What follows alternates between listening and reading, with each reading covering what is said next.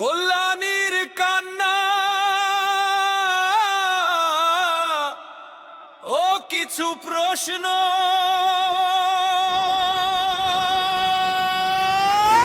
স্থায়ী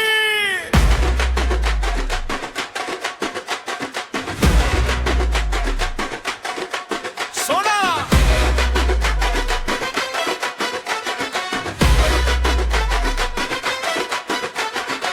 সোনার কল্যাণী আজকার ইশারায় চলে কত শততা ডুবলে রে ভাই দুর্নীতির ওই জলে তুমি এই বছরে ভাগ্য বদল সাধারণ মানুষ কাঁদে পৌরসভার কোষাগার খালি কে পড়লো কার ফাঁদে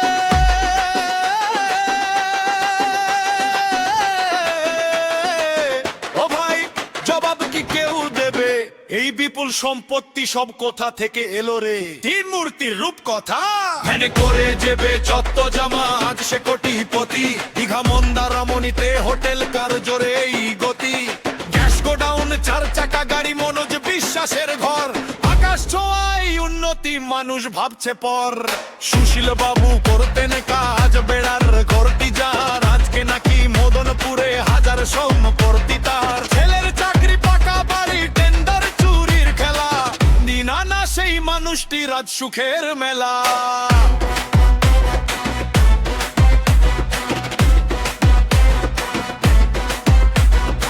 বলরামের রাজপ্রাসাদ ও শিক্ষিতের মুখোশ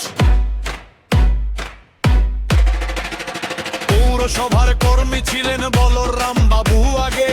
আজকে তিনি বড় ব্যবসায়ী তৃণমূলের দাগে আইটিআই মোড়ে 3-4টে হোটেল চলে পরে বিদেশে গ্যাস গোডাউন রাজপ্রাসাদ সব হলো কোন শেষে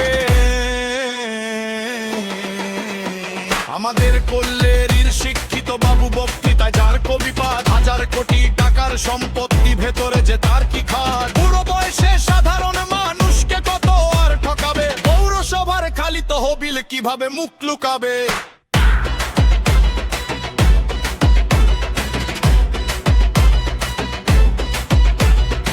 কর্মচারীদের কান্না ও টিঙ্কুর মাউন্ট এভারেস্ট